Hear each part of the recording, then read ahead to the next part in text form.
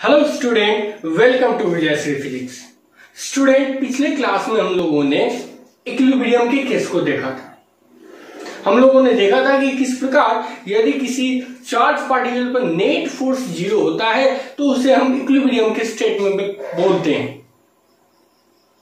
तो जब electric force का जो नेट वैल्यू है वो किसी चार्ज पर या किसी भी पॉइंट पर 0 होता है तो उस समय नेट फील्ड भी 0 होता है। और आज हम लोग उसी नेट फील्ड 0 के रिगार्डिंग न्यूट्रल पॉइंट की चर्चा करेंगे।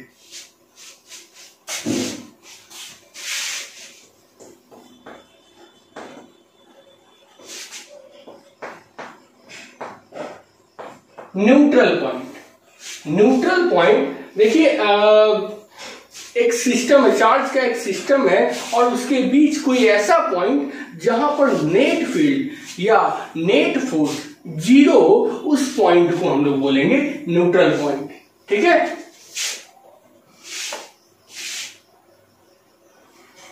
ए point between the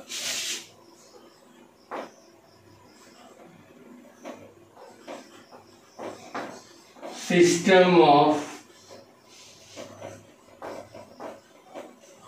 charges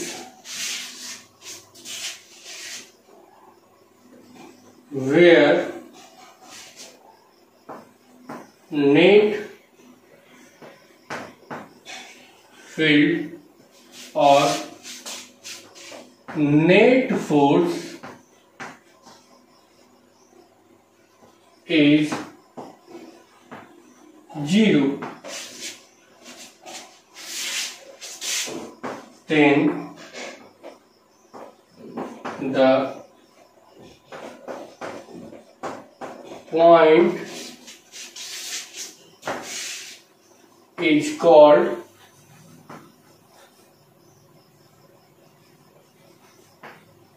neutral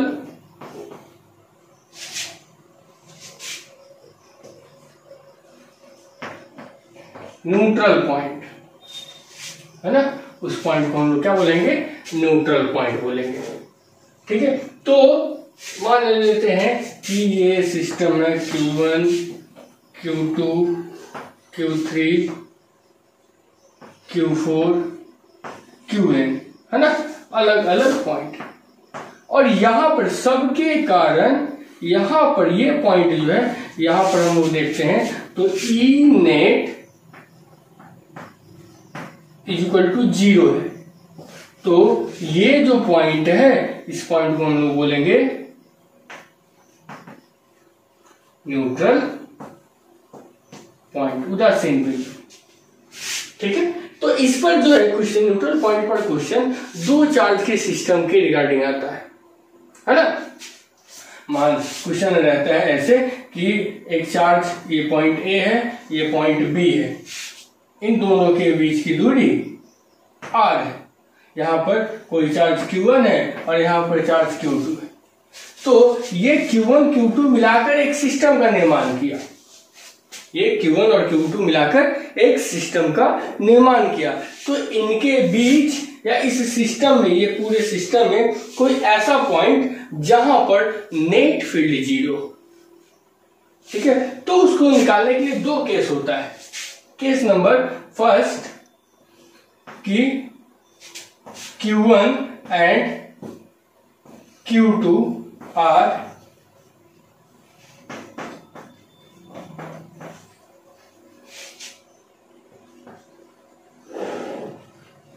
similar charges, मतलब both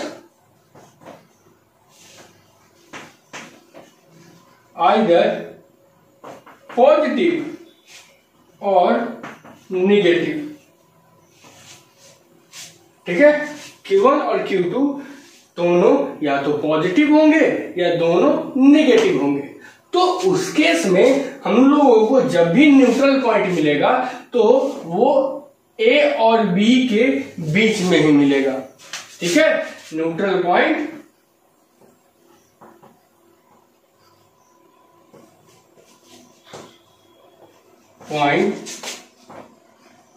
always obtained in between AB, है ना, AB के बीच में दिखाई देगा। ठीक है, तो अगर हम लोगों को निकालना, मान लेते हैं कि यहां पर देख लीजिए, ये है पॉइंट ए और ये है पॉइंट बी। ठीक है, यहां पर चार्ज है Q1 और यहां पर चार्ज है Q2। तो इन दोनों के बीच की दूरी है R। तो जब भी हम लोगों को न्यूट्रल पॉइंट मिलेगा तो इसके बीच किसी पॉइंट पर, इसके बीच किसी पॉइंट पर, तो मान लेते हैं Q1 से वो x डिस्टेंस की दूरी पर है, तो Q2 से वो हो जाएगा R माइनस x की दूरी पे, है ना, Q2 से वो R माइनस x की दूरी पर है। तो इस पॉइंट पर देखिए, जब दोनों का फील्ड सेम होगा, दैट मीन्स क्या कि इसका जो फील्ड होगा इस डायरेक्शन में और इसका जो फील्ड होगा इस डायरेक्शन में, अगर दोनों पॉजिटिव है या दोनों नेगेटिव है,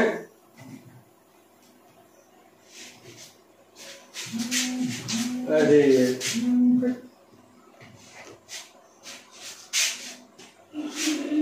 दोनों पॉजिटिव है या दोनों नेगेटिव है, ठीक है, तो उस केस में, पॉजिटिव केस में फील्ड क्या करेगा, एक्सर्ट करेगा, और नेगेटिव केस में फील्ड क्या करेगा, एक्सपीरियंस करेगा, मतलब कि वो टर्मिनेट करेगा।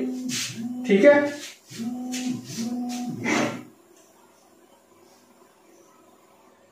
एक मिनट,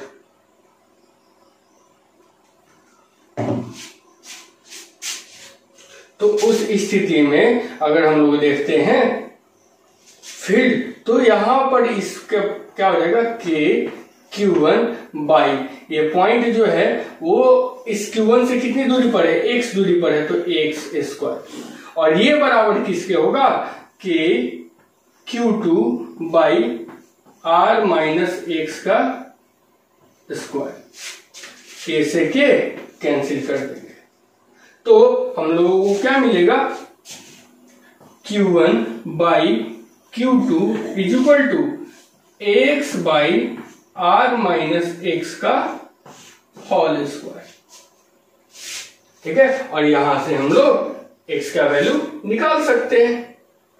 ठीक है, अब देखते हैं दूसरा केस, ये तो हो गया एक केस, है ना। अच्छा, यहां पर देख लीजिए कि अगर Q1 और Q2 दोनों बराबर होंगे, इफ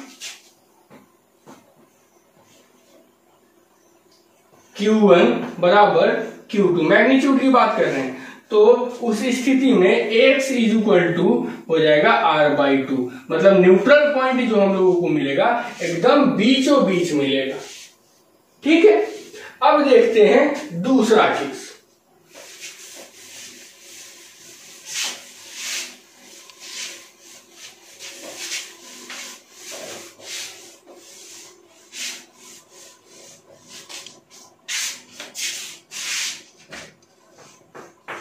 दूसरा केस ये है कि if Q1 and Q2 are not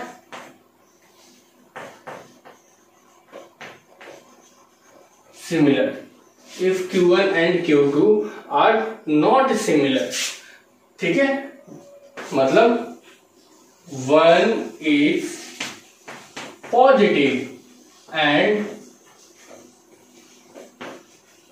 other is negative। ठीक है, तो अगर इस केस में Q1 और Q2 बराबर है तो न्यूट्रल पॉइंट हम लोग नहीं फाइंड आउट कर सकते, न्यूट्रल पॉइंट हमको कहीं नहीं मिलेगा, ना तो इनसाइड मिलेगा ना ही आउटसाइड मिलेगा। लेकिन if Q1 does not equal to Q2, है ना, और Q1 जो है लेस देन Q2 है, तो ये सिस्टम हो गया आपको A B, यहां पर Q2 और यहां पर Q1। ठीक है, एक हो जाएगा प्लस और दूसरा हो जाएगा माइनस, तो जो कम इन दोनों के बीच की दूरी है R। ठीक है, तो यहां पर इस केस में जो न्यूट्रल पॉइंट हम लोगों को मिलेगा, इस केस में जो न्यूट्रल पॉइंट मिलेगा वो सिस्टम के बाहर मिलेगा, है ना। अच्छा, सिस्टम के बाहर मिलेगा तो किसके नजदीक मिलेगा, Q2 के नजदीक या Q1 के नजदीक। तो जो सबसे जो अमाउंट में छोटा होगा उसी के नजदीक मिलेगा। यहाँ पर अमाउंट में छोटा कौन है, Q1, तो इसके नजदीक x डिस्टेंस पर हमको न्यूट्रल पॉइंट मिलेगा।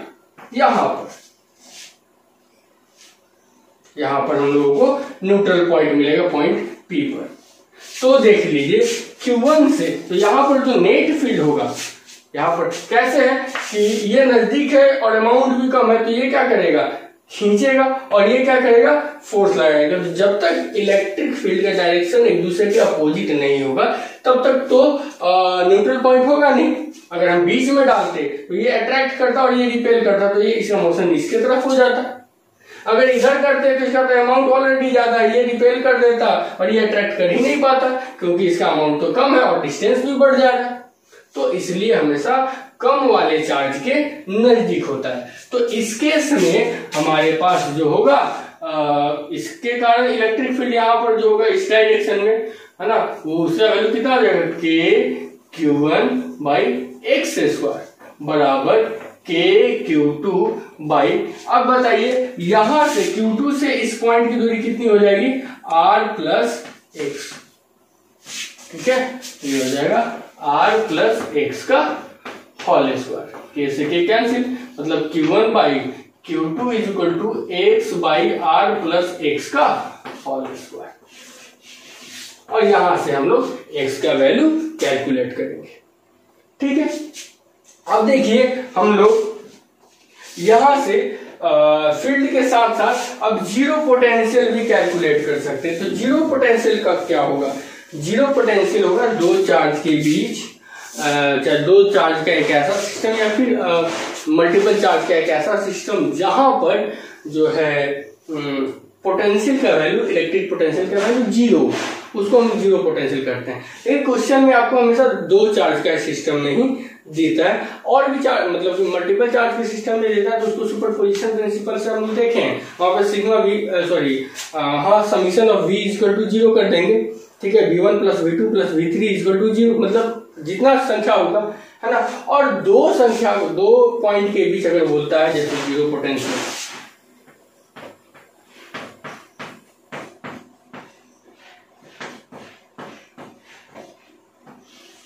जीरो पोटेंशियल, तो जीरो पोटेंशियल अगर हम लोगों को निकालना होगा तो देखने वाला ये बात है, जैसे कि हम न्यूट्रल पॉइंट दो सिमिलर चार्ज के बीच और दो डिसिमिलर चार्ज के बीच भी हम लोग निकाल लिए। लेकिन अगर सिमिलर चार्ज होगा,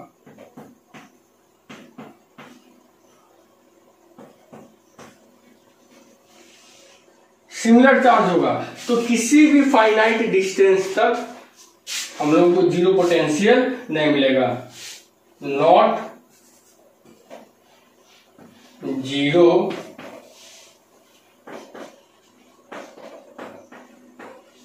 potential, null potential, empty potential, है ना, ये हम लोगों को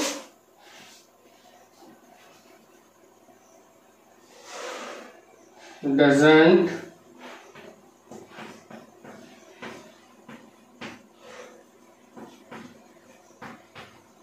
obtained at any finite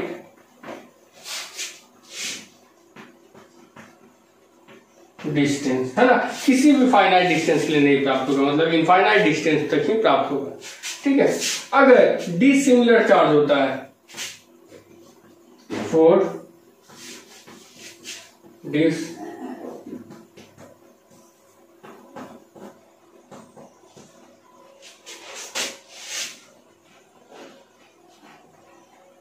dissimilar charges के लिए देखते हैं, मतलब यहां पर +q और यहां पर -q। ठीक है, दोनों के बीच की दूरी है r, तो इन दोनों के बीच हमको जब भी मिलेगा जीरो पोटेंशियल तो इनके बीच ही मिलेगा, है ना।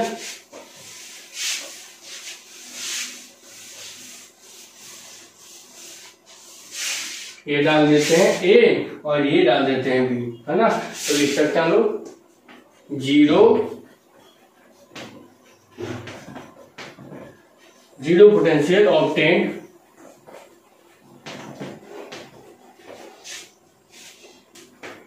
इन बिटवीन ए बी, है ना, ए बी के बीच में ही हम लोग प्राप्त कर पाएंगे। ओके, तो यहां पर देख लीजिए कि ए और बी के बीच में जो दूरी है आर,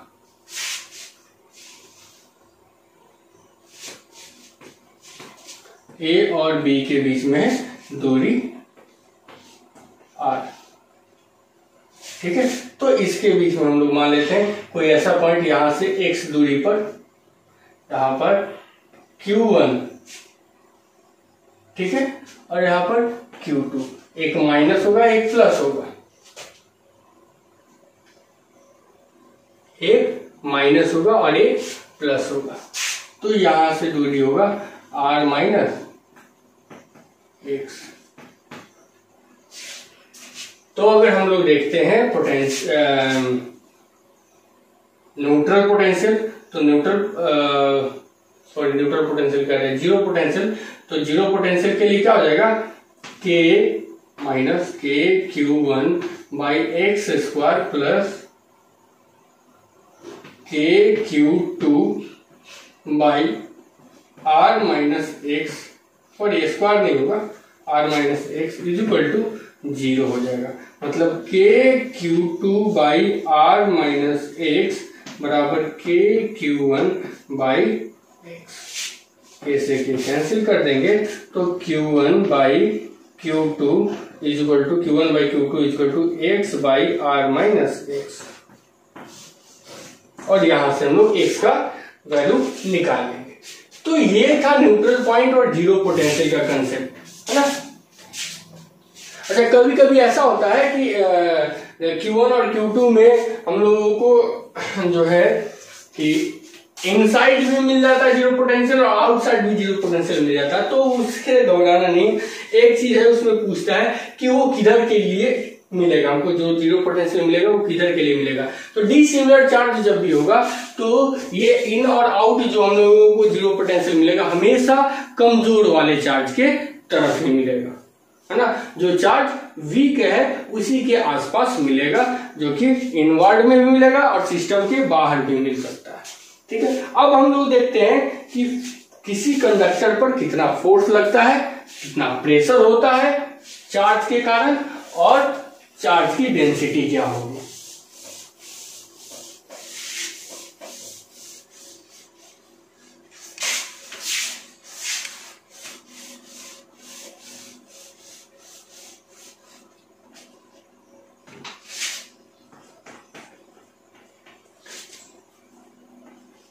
फोर्स ऑन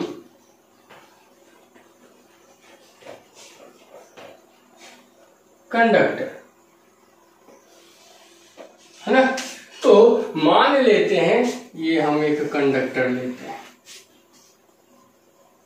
ठीक है, और इसी में से एक सेक्शन जो है वो कट करते हैं, जिसका मोटाई है ऐसा, ठीक। इसी में से एक सेक्शन जो है हम लोग कट करके देखते हैं। ये सेंटर है, इसका रेडियस है r पर प्लस चार्ज,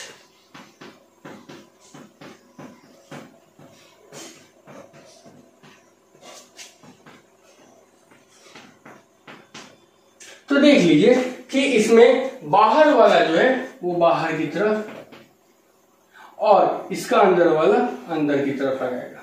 मान लेते हैं ये E1 है और ये E2 है। अगर हम बात करते हैं इनवर्ड की तरफ, तो इनवर्ड की तरफ ये E1 मतलब जो इधर की तरफ जा रहा है वो E2 मान रहे हैं, और जो इधर की तरफ आ रहा है उसको E1 मान रहे हैं। तो इधर भी E1 है और इधर भी E1 है ना। और हम लोग ऐसे भी जानते हैं कि इनसाइड में conductor E net equal to 0, तो E1 माइनस में और plus E2 is equal to 0, मतलब E1 जो है वो E2 के बराबर है, A1 E2 के बराबर है। अगर हम आउटसाइड की तरफ देखें, बाहर की तरफ, है ना, ये 4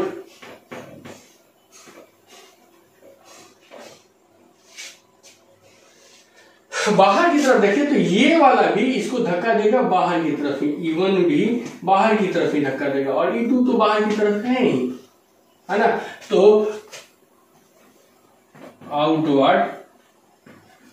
आउटवर्ड अगर देखते हैं तो ये क्या हो जाएगा, E1 प्लस E2 बराबर E नेट। और इसका वैल्यू कितना हम लोग देखिए कंडक्टर पे, ऑलरेडी देखिए कंडक्टर पे इलेक्ट्रिक फील्ड का वैल्यू सिग्मा बाई एप्सिलॉन। दोनों सेम डायरेक्शन में, मतलब कि 2E1 बराबर 2E2 बराबर सिग्मा बाई एप्सिलॉन नॉट, मतलब E1 बराबर E2, मॉड की बात कर लेते हैं, बराबर सिग्मा बाई 2 एप्सिलॉन नॉट, सब मॉड की बात है ना। मतलब E1 का भी value sigma by 2 epsilon not और E2 का भी value sigma by 2 epsilon not. Inside में तो इलेक्ट्रिक फील्ड 0 होता है, तो इलेक्ट्रिक फील्ड जो भी इस स्फीयर के कारण, इस कंडक्टर के कारण लगाया जाएगा तो वो E2 के कारण ही लगाया जाएगा बाहर की तरफ, है ना। तो अगर हम बात करते हैं फोर्स की, तो यहां पे एक छोटा सा सेगमेंट हम लोग ले लेते हैं, यहां पर हम लोग क्या लेते हैं, छोटा सा सेगमेंट। तो फोर्स इज इक्वल टू क्या हो जाता है, EdQ। Force is equal to क्या हो जाता है, EdQ, है ना। ये चार्ज, ये जो इस कंडक्टर है इस पर चार्ज यूनिफॉर्मली डिस्ट्रीब्यूटेड है ना, इस पर चार्ज यूनिफॉर्मली डिस्ट्रीब्यूटेड। तो dQ by dA is equal to हम लोगों को मिलेगा सिग्मा कूलम पर metre square, which is the charge density of this conductor. तो dQ इज इक्वल टू क्या हो जाएगा, सिग्मा dA। अगर हम फोर्स की बात करते हैं तो dF इज इक्वल टू कितना हो जाएगा, E2 dQ, है ना। और यहां पे देख लीजिए it is also equal to Q by A। तो Q इज इक्वल टू कितना हो जाएगा, सिग्मा इंटू A। ये भी हो जाएगा, कोई दिक्कत नहीं इसमें। तो अगर हम लोग इंटीग्रेट करेंगे तो F इक्वल टू कितना हो जाएगा, E2 बराबर E, E1 बराबर E2 बराबर E हम लोग मान लेते हैं। E dQ के जगह पे लिखेंगे सिग्मा dA, है ना, का इंटीग्रेशन, क्योंकि F को इंटीग्रेट किए तो dF को इंटीग्रेट किए तो F हुआ। तो F इक्वल टू कितना हो जाएगा, E सिग्मा इंटू A। ये A को इधर लाएंगे तो F by A is equal to E into sigma.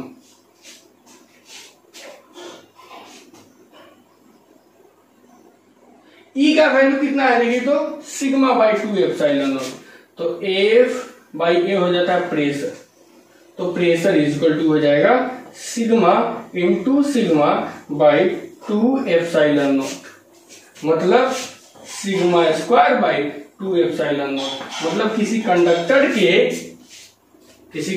के कंडक्टर पर जो प्रेशर लगेगा चार्ज के कारण, वो कितना होगा, प्रेशर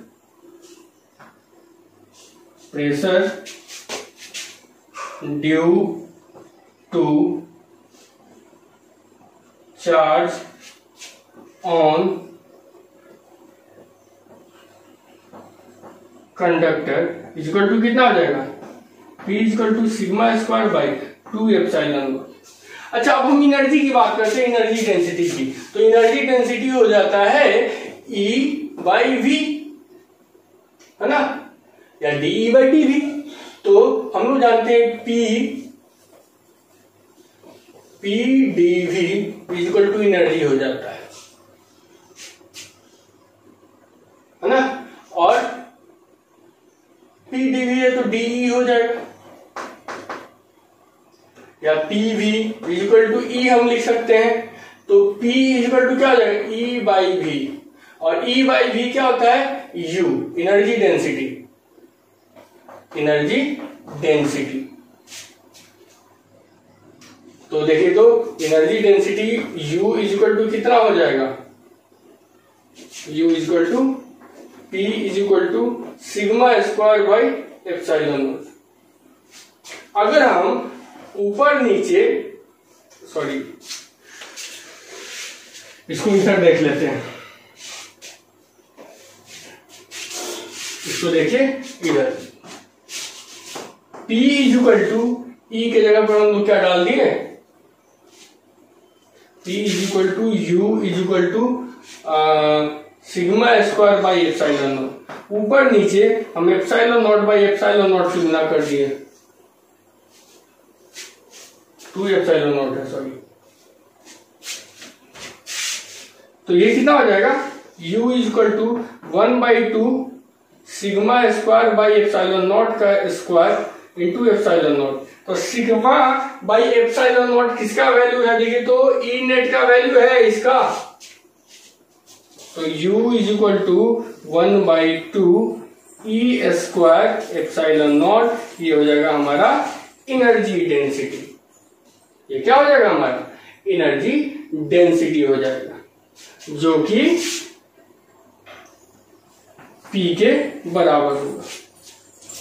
ओके, तो ये हो जाता है हमारा energy density of charge conductor, है ना। फोर्स ड्यू टू कंडक्टर कितना हो जाएगा, इतना हो जाएगा, है ना। प्रेशर हो जाएगा आपका इतना, वो प्रेशर इसके बराबर भी हो जाएगा। तो इसको नोट कीजिए। और उसके बाद अब हम लोग देखेंगे लास्ट टॉपिक आपका, किसी स्फेरिकल बबल जो है उस पर एक्सेस चार्ज के कारण जो प्रेशर है ना, उसके चार्ज डेंसिटी है, इन सब के बारे में देखेंगे। तो पहले इसको नोट कर लीजिए आप स्टूडेंट। जब हम लोग किसी सॉफ्ट बबल को, साबुन के बुलबुले को चार्ज देते हैं, तो ये चार्ज क्या करता है, वो पूरे के पूरे सरफेस पर फैल जाता है। अच्छा, अगर वो सरफेस पे फैल गया तो सभी तरफ पॉजिटिव हो या निगेटिव हो, मतलब सिमिलर चार्ज हो जाएंगे। और सिमिलर चार्ज में क्या होता है, रिपल्सन होता है। इस कारण से साबुन का बुलबुला क्या हो जाएगा, फैलेगा। तो फैलने के कारण उसमें सरफेस टेंशन होगा, उसके पृष्ठ पर तनाव उत्पन्न होगा। चार्ज है तो चार्ज के कारण अभी देखें हम लोग प्रेशर, चार्ज के कारण अभी हम लोग को प्रेशर कितना मिला है, sigma square by 2 epsilon naught. ये प्रेशर आएगा प्लस एटमॉस्फेरिक प्रेशर जो आउट होगा, प्रेशर बाहर की तरफ का जो प्रेशर, और इनसाइड का प्रेशर, 4 तरह के प्रेशर उसको झेलने पड़ेंगे। तो हमारे पास देखिए पहले ये अनचार्ज था, तो अनचार्ज के केस में इनसाइड प्रेशर था, आउटसाइड प्रेशर था और सरफेस टेंशन था। और क्या था, सरफेस टेंशन, जो बाहर ये एक्सपेंड करना चाह रहा है तो सरफेस पे तनाव उत्पन्न हो रहा है ना। तो वो कितना था, तो साबुन, ये फ्लूइड मैकेनिक्स में हम लोगों ने पढ़ा है कि साबुन के बुलबुले पर 40/R जो उसका रेडियस होता है, ये इतना प्रेशर होता है। लेकिन जैसे ही इस पर अब चार्ज आ गया, अब क्या हुआ, इस पर हमने चार्ज डाल दिया,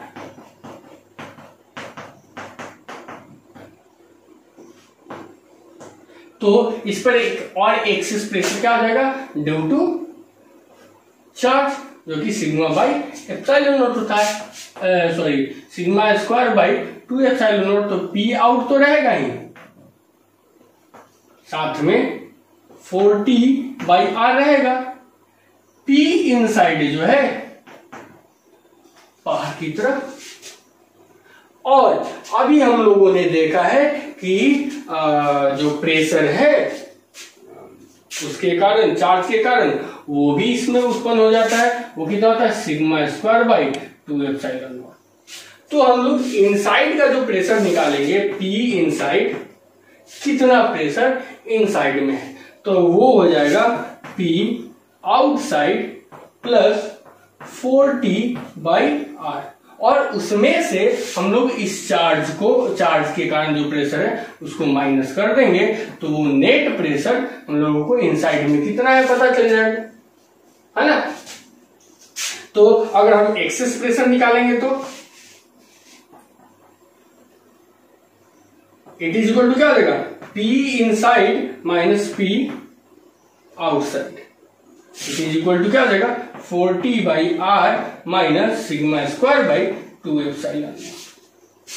इन केस अगर ये स्टेबल रहता है, रेडियस जो है वो बढ़ता नहीं है, जबकि इसके पास चार्ज है, चार्ज होने के बावजूद ये ना तो बढ़ता है और ना ही सिकुड़ता है, मतलब इनसाइड का प्रेशर और आउटसाइड का प्रेशर दोनों बराबर है। If P inside is equal to P outside, तो उस केस में P एक्सेस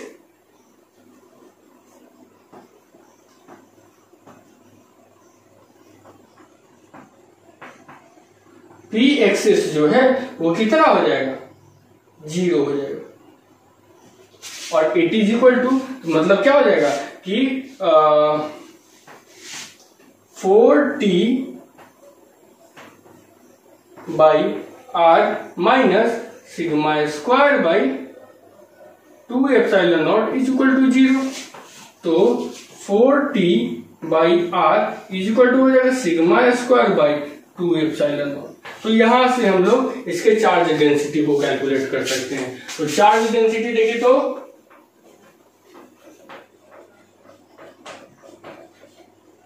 चार्ज डेंसिटी क्या होगा, सिग्मा इज इक्वल टू कितना हो जाएगा, sigma square is equal to 4 4 गुना 8T epsilon naught by R। तो sigma is equal to root under 8 epsilon naught T by R। ठीक है, अब सिग्मा मिल गया। अगर हम लोग चाहें तो चार्ज निकाल सकते हैं। Charge equal to Q by इतना जो है sigma equal to Q by A होता है। तो इसका एरिया कितना हो जाएगा, 4πr²। It is equal to root under 8 epsilon naught T by R। इसको सबको रूट के अंदर ले जाते हैं, तो ये कितना हो जाएगा, Q is equal to root under 4 चौका 16 गुने 8 पाई स्क्वायर, ठीक है, R का पावर 4। और उसके बाद ये देखते हैं 8 एप्सिलॉन नॉट T बटा R। R से इसका एक R निकल जाएगा, तो Q इक्वल टू कितना हो जाएगा, 16 से 4 निकल गया, और इधर से 2√2 होगा ना, इसका 2 निकल गया, अंदर बच अच्छा पाई निकल गया, फिर एक R निकल गया, तो बच क्या गया, रूट अंडर, इधर बच गया 2, ठीक है, इधर बच गया R और इधर बच गया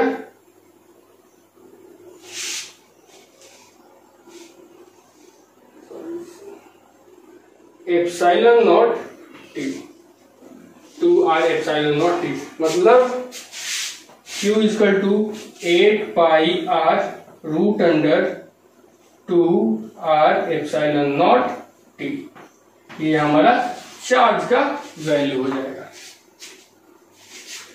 ठीक है ना। अब अगर हम लोग इलेक्ट्रिक फील्ड निकालें, तो इलेक्ट्रिक फील्ड इक्वल टू कितना हो जाएगा,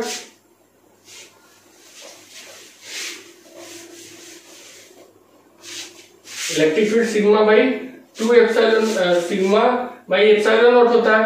तो यहां पर देखिए 4T/R बराबर, ये तो इधर आ जाएगा तो कितना हो जाएगा, 8 equal to sigma square by epsilon naught. ऊपर नीचे एप्सिलॉन नॉट से गुना करते हैं, तो इधर भी एप्सिलॉन नॉट से छोड़ दीजिए, तो ये हो जाएगा, ये वाला एप्सिलॉन नॉट इधर आ जाएगा, तो 8T by epsilon not R बराबर sigma square by epsilon naught का स्क्वायर, है ना। इसको कॉमन ले लेंगे तो होल स्क्वायर हो जाएगा, और इसको बोलेंगे हम लोग इलेक्ट्रिक फील्ड। तो E इज इक्वल टू कितना हो जाएगा, root under 8T upon,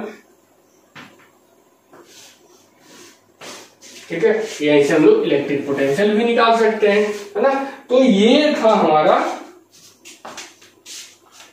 kinematics जो हम लोग देख रहे थे और मैकेनिक्स देख रहे थे हम लोग इलेक्ट्रोस्टैटिक्स में, है ना।